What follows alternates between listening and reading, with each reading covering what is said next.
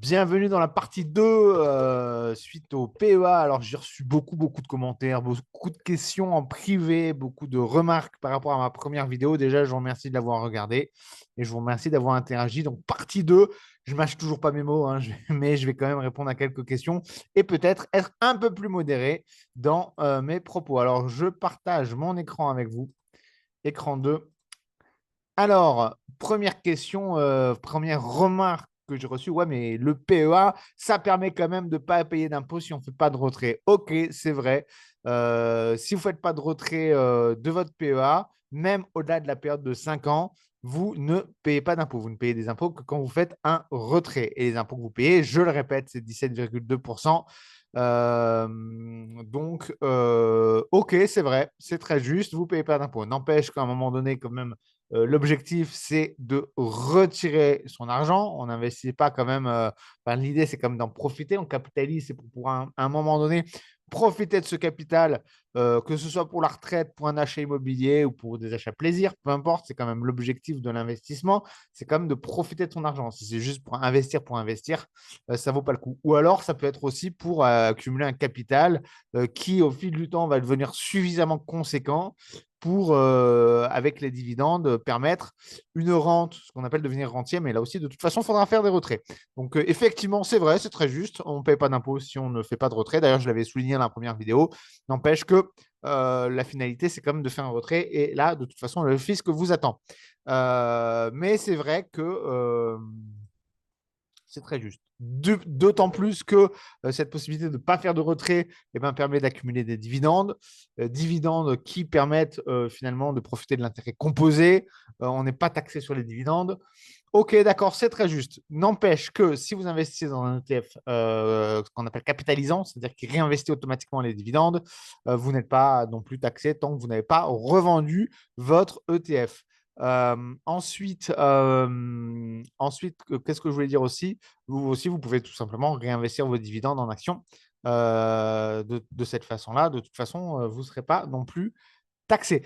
Ce que je voulais dire aussi, c'est que bien sûr, si vous faites du trading actif, mais là, moi, je parle dans mes vidéos depuis le début, vous l'avez compris, je parle aussi de retraite, je parle d'investissement très long terme. C'est vrai que si vous faites de l'investissement moyen terme, court terme, que vous spéculez, que vous achetez, revendez des actions dans une année, là, oui, il y a un vrai avantage au PEA parce que finalement, vous ne payez pas de taxes sur les profits que vous avez faits au cours de l'année. Mais de toute façon, si vous investissez à très très long terme, de toute façon, vous payez des taxes aussi que quand vous avez revendu vos actions. Donc, l'un dans l'autre, bon, il y a des cas, il faut bien reconnaître.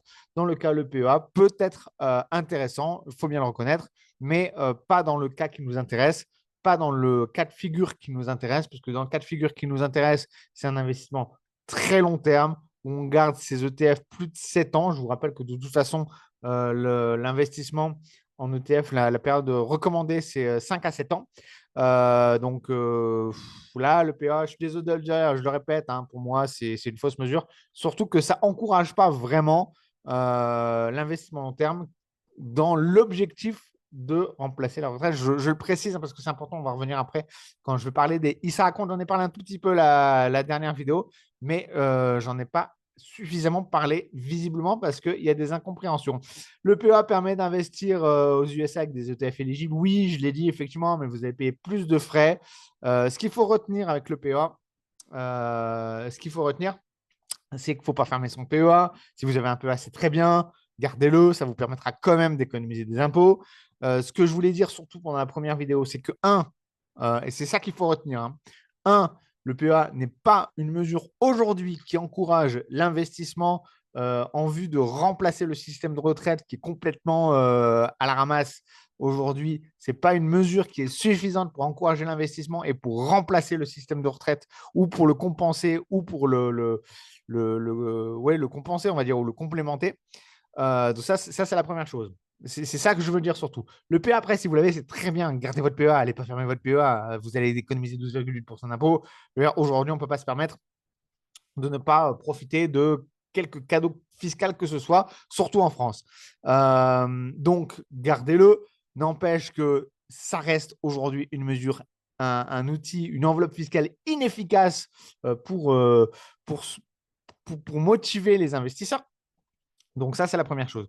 Deuxième chose, ce que je voulais dire aussi, si vous avez l'intention d'investir que dans des actions européennes, très bien. Enfin, je veux dire, gars, ouvrez un PEA à ce moment-là.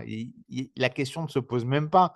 Le problème, c'est que ce que je voulais vraiment dénoncer ou avertir ou informer dans ma précédente vidéo, c'est que la chose qu'il ne faut pas faire, c'est de sélectionner des ETF et des actions parce qu'elles sont éligibles au PEA. Ça, c'est une erreur. Sélectionnez vos actions, les actions et les ETF dans lesquels vous voulez investir de façon totalement indépendante du PEA. S'ils sont éligibles au PA, tant mieux. S'ils ne sont pas éligibles au PA, tant pis. Ce n'est pas ça qui devrait vous empêcher de faire des choix d'investissement judicieux. Voilà, n'allez pas investir dans un truc parce que c'est éligible au PA. Voilà. C'est ça aussi que je voulais dire. Alors, j'ai dit effectivement dans la première vidéo qu'on est obligé d'investir en France. Alors, on est obligé d'investir en France, oui, chez des courtiers français. On ne peut pas aller ouvrir Interactive Broker, par exemple, qui est un excellent courtier. Bah, le PEA, il n'y en a pas. Trade Republic, pour le moment, je crois qu'il y a un projet de PEA, mais je ne suis même pas sûr que ça vaille vraiment le coup. Ils sont allemands, il n'y a pas de PEA. Scalable Capital, c'est pareil. Si vous allez en Suisse, c'est pareil. Si vous allez en. Voilà, vous êtes obligé d'aller chez une banque ou un courtier franco-français. Les banques, alors laissez tomber, les frais ils vont vous exploser de façon en termes de frais. Même si, attention, je crois qu'au niveau du PEA, les frais sont quand même limités là, par la loi, heureusement. Heureusement qu'il y a une petite limite, mais ça reste quand même des frais qui sont quand même nettement plus élevés que ce que vous avez aujourd'hui chez tous les néo-brokers. Bref, peu importe. Donc, vous êtes obligé de passer par un intermédiaire français pour avoir le droit à un PEA. Il y a plein d'entreprises d'investissement qui sont ultra compétitives en dehors de la France. Vous n'y avez pas accès sans le PEA. Maintenant, c'est vrai que pour les investissements, pour les sous-jacents dans lesquels vous allez investir, tout ce qui est en Europe, vous pouvez investir dedans. Voilà, mais vous êtes limité à l'Europe. Donc, rappel de ce que je voulais dire, on n'est pas. Voilà, le PEA est. Ce que je reproche au PEA, en fait, alors oui aussi, je parlais beaucoup des marchés américains qui surperforment. Il y en a qui m'ont dit, ouais, mais les marchés US, si on retire les GAFAM, finalement, ils sont moins performants, voire aussi performants que les marchés européens. Ben oui, mais c'est normal. Mais les GAFAM, c'est. Moi, vous avez déjà vu mes vidéos, d'ailleurs, j'en ferai certainement une. Je crois même que je vais faire un passage sur BFM Business bientôt, dans quelques semaines, dans lequel je parlerai de comment on investit dans ce qu'on consomme. Alors, bien sûr, il y a plusieurs stratégies d'investissement, stratégies de croissance, etc. Moi, ma philosophie, c'est d'investir dans ce que je consomme. Et ce que je consomme tous les jours, même là aujourd'hui, là, pour vous faire cette vidéo, là, c'est les GAFAM, YouTube. C'est les GAFAM. Cette vidéo, je l'ai partagée où sur Facebook, je l'ai partagée sur Google. Les GAFAM, c'est aujourd'hui devenu des entreprises qu'on ne peut pas esquiver, on ne peut pas s'empêcher de vivre aujourd'hui sans utiliser l'un des produits des GAFAM. Donc moi qui suis un grand défenseur d'investir dans ce que vous consommez au quotidien, ben franchement, évidemment, les GAFAM, ils sont bien sûr qu'ils font de la performance. Tout le monde les utilise. Il n'y a pas une personne sur Terre qui n'utilise pas un des produits ou des services des GAFAM. Voilà, donc évidemment, évidemment, c'est sûr. Si tu me retires mes deux jambes, je ne marche plus non plus. Hein. Bref, alors, c'est quoi? Oui, voilà, j'ai beaucoup parlé des retraites, du PEA. C'est quoi le rapport entre le PEA et les retraites? Alors, je ferai certainement d'autres vidéos sur les retraites. C'est un autre sujet, c'est un sujet important. C'est une arnaque, hein, je vous le dis tout de suite. Bon, je ne vais pas rentrer dans les détails aujourd'hui, ce n'est pas le sujet de la vidéo, mais les systèmes de retraite français, c'est ni plus ni moins ce qu'on appelle un Ponzi. Hein. Donc, un Ponzi, voilà. Je rentrerai plus dans les détails. D'ailleurs, dites-moi en commentaire si ça vous intéresse. Dites-moi si vous voulez que je vous fasse une vidéo spécialement sur ça. Je vous ferai une vidéo spécialement sur ça si ça vous intéresse. C'est quoi le rapport entre le PEA et la retraite? Le rapport entre le PEA et la retraite, c'est qu'aujourd'hui, on le sait, le système de retraite, il est voué à l'échec d'une façon ou d'une autre. Les mesures qui sont prises là, repousser l'âge de la retraite, etc. Encore une fois, c'est des demi-mesures. En France, on a cette faculté en fait à prendre un système, puis à faire des petites couches, on rajoute des couches, on rajoute des couches, puis à la fin, on a une espèce de millefeuille qui ne veut plus rien dire, un système qui ne tient plus la route, alors qu'en fait, ce qu'il faudrait, c'est juste tout faire table rase, repartir d'une feuille blanche et se dire bon, bah voilà, maintenant, aujourd'hui, on est en 2023. Aujourd'hui, l'intelligence artificielle, il y a Internet, le monde, il évolue de cette façon, il évolue vite, il y a la croissance, il y a les bourses, il y a les machins, il y a les trucs. Qu'est-ce qu'on fait aujourd'hui pour que ça fonctionne? Pas on essaie d'adapter, de bricoler un peu ce qui a été fait il y a 30 ans. Bon, ça, c'est un autre sujet, encore une fois, j'y reviendrai peut-être plus tard. Le PEA, alors non, c'est pas ça que je voulais faire. J'en parlerai après. Le PA, ça a plus de 30 ans. C'est quoi le rapport entre les retraites et le PA? Aujourd'hui, tout le monde en parle. Si vous voulez un jour, là, si vous êtes jeune, si vous avez 20 ans, 30 ans ou même 40 ans comme moi et que vous voulez vous en sortir à la retraite ou même simplement avoir une retraite et pas bosser jusqu'à la fin de votre vie, il va falloir investir. Tout le monde le sait, on va devoir basculer d'un modèle de répartition, comme cette pyramide de Ponzi que sont les retraites aujourd'hui, par un modèle de capitalisation. On n'a pas le choix, on va devoir y passer. Donc ça, on le sait et on commence à démocratiser l'investissement, informer les gens, éduquer les gens sur la façon dont il faut investir. Il y en a qui prennent conscience d'ores et déjà de cette problématique-là et qui commencent à investir. Il y en a d'autres qui ne sont pas encore conscients de ça, mais qui commencent à se poser des questions. Il y en a qui ne le savent pas du tout. D'ailleurs, si vous regardez cette vidéo, abonnez-vous parce qu'on va beaucoup en parler dans les semaines, mois à venir. Donc ça, tout ça, c'est des problématiques importantes. Aujourd'hui, pour encourager l'investissement, pour permettre aux gens de, de pouvoir s'en sortir, il y a plein de pays, et je vais parler tout à l'heure de l'exemple de l'Angleterre, qui mettent en place des mesures qui permettent de ne pas être taxé sur l'investissement qu'on réserve pour sa retraite, ce qui me semble être la moindre des choses quand on n'a pas respecté toutes les promesses par rapport aux retraites bon, qu'on a fait depuis peut-être 60 ans maintenant. Bon, bref, aujourd'hui, je pense que si on veut encourager l'investissement, il faut permettre aux gens de pouvoir investir et l'argent. Parce qu'il ne faut pas oublier aussi, et ça, j'en parlerai aussi. Enfin, là, je pars un peu dans d'autres sujets, mais l'argent que les gens investissent en bourse, ils ont déjà payé des impôts dessus. C'est de l'argent qu'ils ont récolté de leur salaire. C'est de l'argent qu'ils ont épargné. Et derrière, sur ce qu'ils gagnent en bourse, on les retaxe une deuxième fois. C'est ça, c'est de l'aberration. Aujourd'hui, on devrait pouvoir permettre aux gens de se dire, bon, je vais préparer ma retraite, je vais mettre 100, 200, 3. Au début, même si c'est 10 euros par mois parce que tu n'as que 20 ans et que tu passes à 25 ans, que tu mets 50 euros par mois, et à 30 ans, tu mets 200, et puis à 35, tu mets 400, et puis à 40, tu mets 500 euros par mois.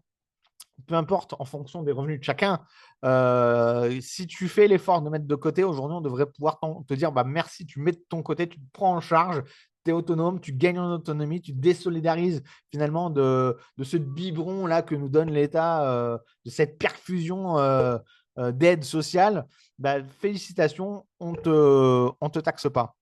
Ça serait une bonne mesure. Ça, ce serait une bonne mesure. Et c'est ça qu'on regrette, qu'aujourd'hui, le PA, c'est une fausse mesure. On te dit, oui, tu vas pas payer d'impôts, mais tu vas quand même payer 17%, mais tu vas pas pouvoir faire ci, mais tu vas pas pouvoir faire ça, mais tu vas te faire éclater à la fin. C'est n'importe quoi. Voilà, c'est n'importe quoi. Donc, c'est ça. Voilà. On aura peut-être. Je ferai. Alors, dites-moi en commentaire si vous voulez que je fasse une partie 3. Une partie 3, peut-être, dans laquelle j'inviterai un conseiller en investissement ou quelqu'un qui pourra débattre avec moi. Ça pourrait être intéressant de faire un débat, quelqu'un qui a un autre point de vue. Dites-moi si vous voulez une partie 3 en débat. Dites-moi si vous voulez que je parle des retraites en commentaire. Dites-moi si vous voulez que je parle des assurances vie aussi, parce qu'il y a des choses à dire. Alors, parlons justement du plafond du PEA. Ça aussi, quelle bêtise. Mais quelle bêtise, le plafond du PEA. Alors, attention, encore une fois, je ne dis pas que c'est une bêtise. Quand ça a été fait, quand ça a été mis en place, ça a été mis en place il y a 30 ans. Il y a 30 ans, on n'était pas dans les mêmes problématiques. On ne parlait pas de la retraite comme aujourd'hui. On était dans les années 90. Tout se passait bien. La retraite, elle n'avait pas de soucis. On avait un système de retraite qui marchait très bien, qui avait été implémenté 30 ans en avant, 30 ans avant ça. Ça marchait bien. C'était le démarrage. On peut même dire qu'on était encore en période de test, mais tout le monde était content. Bref, on n'était pas dans la même situation.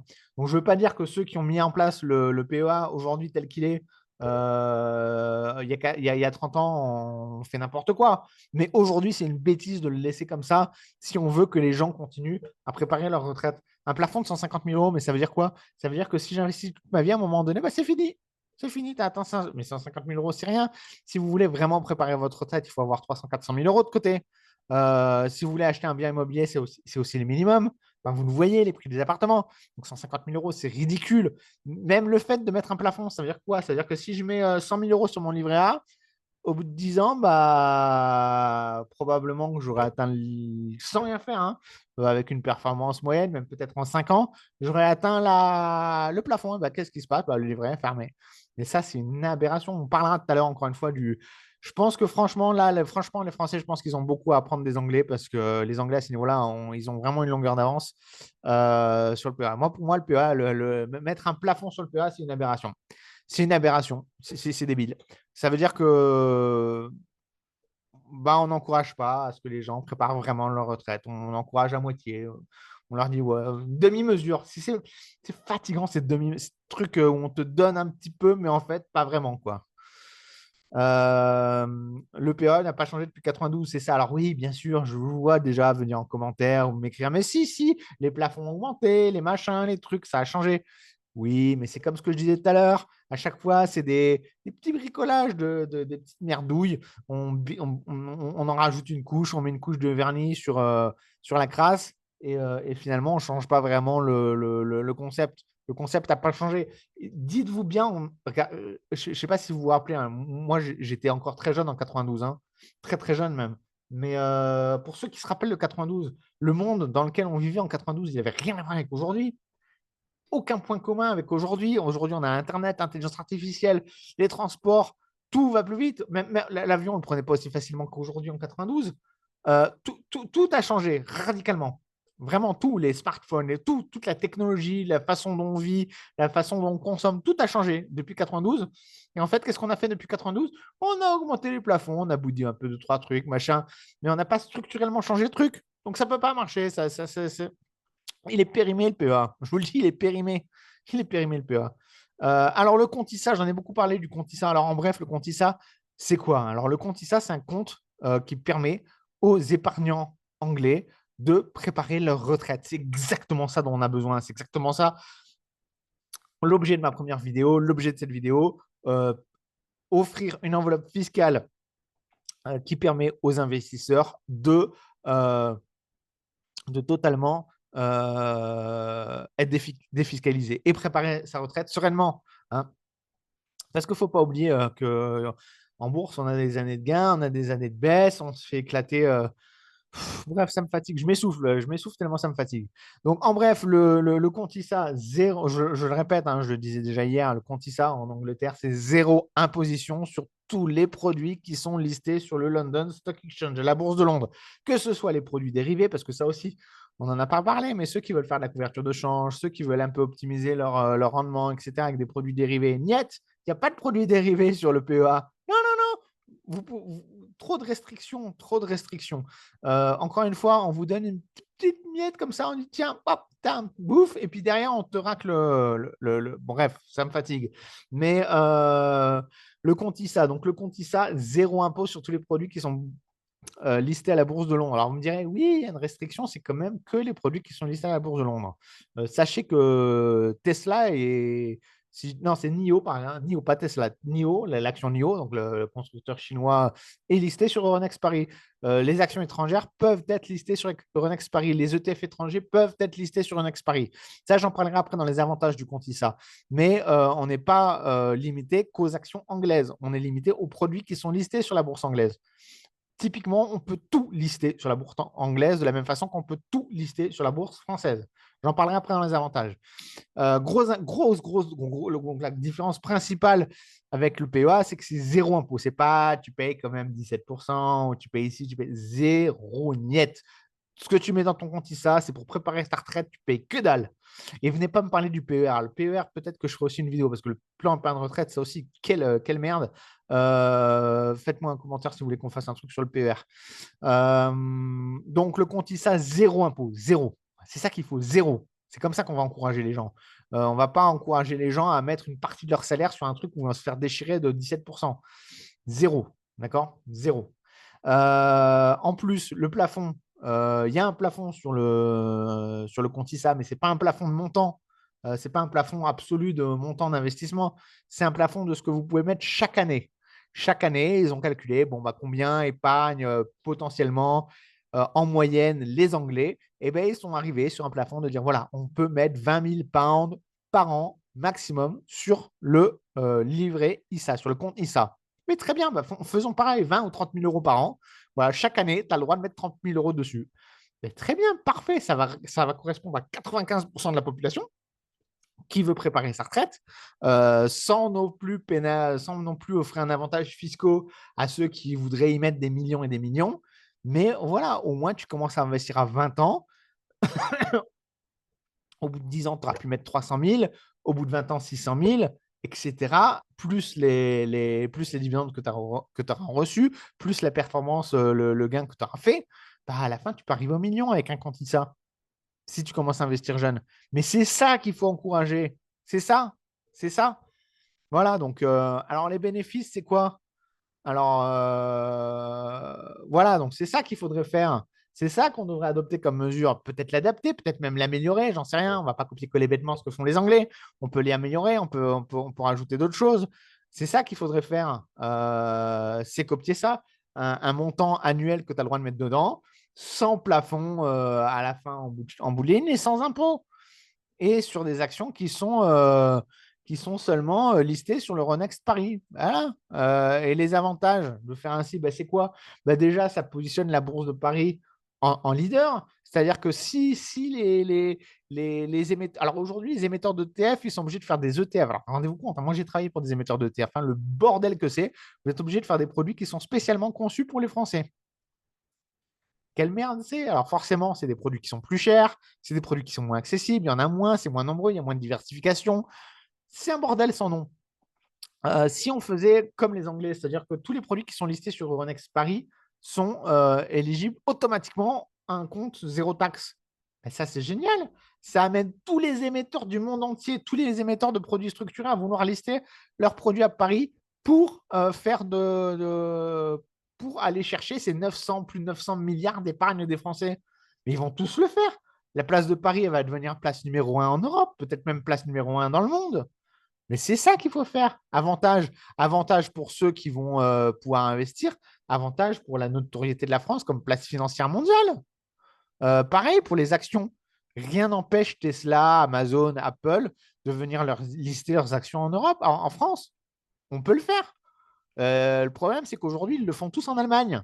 Ils sont tous en train d'aller lister leurs actions en Allemagne. Très peu le font en France. Bah, il y a peut-être une raison à ça. Donc, les avantages ils sont multiples et pour l'économie française et pour les épargnants. Donc, il faut. Alors, je ne sais pas là s'il y a des gens qui m'écoutent là, réagissons. Faisons quelque chose. Gardons pas notre PEA inchangé pendant 30 ans. C'est comme les retraites, j'en parlerai dans une vidéo si vous voulez. Encore une fois, dites en commentaire si vous voulez que je fasse une vidéo sur le sujet. Mais la retraite, elle n'a pas changé depuis 70 ans, alors qu'aujourd'hui, on a un mode de vie qui a plus rien à voir. Il faut tout changer. Moi alors, je suis peut-être un peu radical, je suis peut-être extrémiste, mais à un moment donné, il faut faire table rase de tout et se dire, bon, bah voilà, aujourd'hui, on a quoi? Aujourd'hui, on a l'intelligence artificielle, on a ci, on a ça. Comment on organise nos vies? Il faut l'organiser aujourd'hui en fonction de ce qu'on a et de la façon dont on vit, pas de la façon dont on vivait il y a 60 ans. C'est ridicule. Bref, voilà, plein de petits coups de gueule. Dites-moi en commentaire les sujets que vous voulez qu'on aborde. On peut en aborder d'autres. Je peux inviter d'autres personnes à faire d'autres meetings, d'autres réunions. Bref, je suis fatigué. J'espère que les choses vont changer, je pense, hein. On pourra faire une vidéo aussi sur donc les retraites, sur le revenu universel. Tiens, dites-moi si vous voulez qu'on fasse une vidéo sur le revenu universel. On en parle beaucoup avec l'intelligence artificielle. Si vous avez d'autres sujets, l'assurance vie aussi. Enfin, dites-moi en commentaire les sujets que vous voulez qu'on aborde. On les abordera. Il n'y a pas de souci. Je vous souhaite une bonne journée. Je me remets au boulot parce que j'ai un boulot comme tout le monde. Il faut remplir la gamelle. Et bah, à bientôt. Voilà.